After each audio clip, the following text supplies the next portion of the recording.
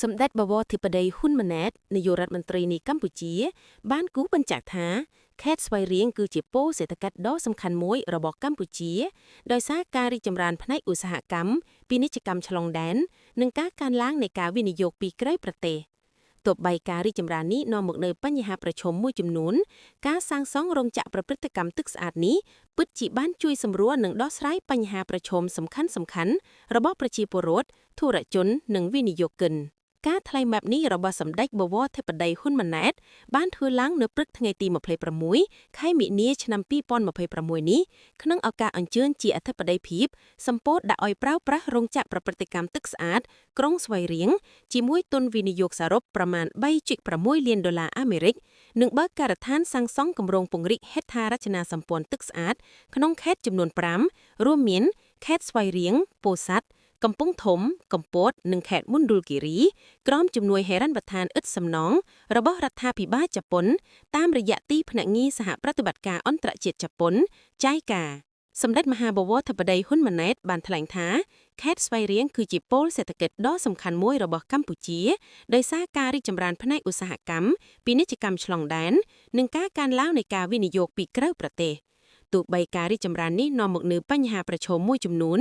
ការសាងសង់រោងចក្រប្រព្រឹត្តកម្មទឹកស្អាតនេះពិតជាបានជួយសម្រួលនិងដោះស្រាយបញ្ហាប្រឈមសំខាន់ៗរបស់ប្រជាពលរដ្ឋធុរជននិងវិនិយោគិនជាមួយគ្នានេះដែរសម្ដេចបវរធិបតីហ៊ុនម៉ាណែតបានលើកឡើងថានៅពេលធ្វើដំណើរមកខេត្តស្វាយរៀងសម្ដេចបានឃើញដីនៅសល់ទំនេរច្រើននិងសង្ឃឹមថានៅថ្ងៃខាងមុខនឹងមានរោងចក្រឧស្សាហកម្មកាន់តែមានច្រើនបង្កើតឡើងនៅក្នុងខេត្តស្វាយរៀងចំពោះចំណុចនេះទីតាំងរោងចក្រឧស្សាហកម្មមិនត្រឹមតែប្រមូលម្ដុំនៅតែទីក្រុងបាវិតនោះទេ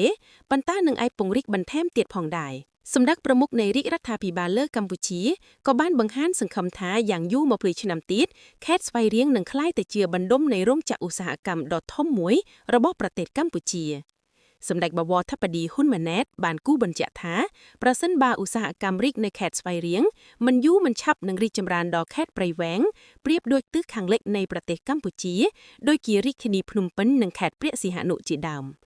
ដូច្នេះជឿជាក់ថាខេត្តស្វាយរៀងដែលមានសក្តានុពលនេះព្រមទាំងបន្ថែមនៃការរៀបចំហេដ្ឋារចនាសម្ព័ន្ធរួមទាំងប្រព័ន្ធទឹកស្អាតគឺជាចំណែកមួយយ៉ាងសំខាន់ជួយដល់ផ្នែកឧស្សាហកម្មផងដែរបន្ថែមពីនេះសម្ដេចបវរធិបតីហ៊ុនម៉ាណែតបានបន្តថាការរៀបចំឲ្យមានគ្រប់បែបយ៉ាងរួមទាំងធនធានមនុស្សនឹងអាចជំរុញខេត្តស្វាយរៀងឲ្យក្លាយទៅជាខេត្តដែលមានសក្តានុពលសេដ្ឋកិច្ចធំ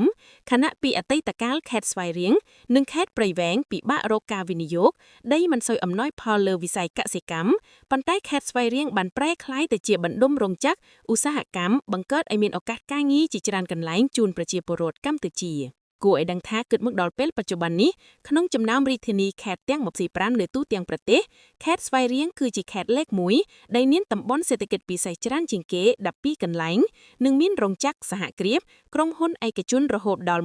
1036កន្លែងហើយក្រុងស្រុក6ក្នុងចំណោមក្រុងស្រុកទាំង8គឺសុទ្ធតែមានតំបន់សេដ្ឋកិច្ចពិសេសឬរោងចក្រស្ថិតនៅលើកលែងតែស្រុករមាហែកនិងស្រុករំដួលប៉ុណ្ណោះដែលពុំទាន់មានទេប៉ុន្តែក្នុងមូលដ្ឋានស្រុកទាំងពីរនេះក៏មានការវិនិយោគតាមរយៈកិច្ចសហការគ្នារវាងពាណិជ្ជករកម្ពុជានិងពាណិជ្ជករវៀតណាមផងដែរលើការដាំដុះដំណាំអំពៅស្ករនិងផលដែលទទួលបានជាវត្ថុធាតុដើមនឹងត្រូវនាំចេញទៅកាន់ប្រទេសវៀតណាម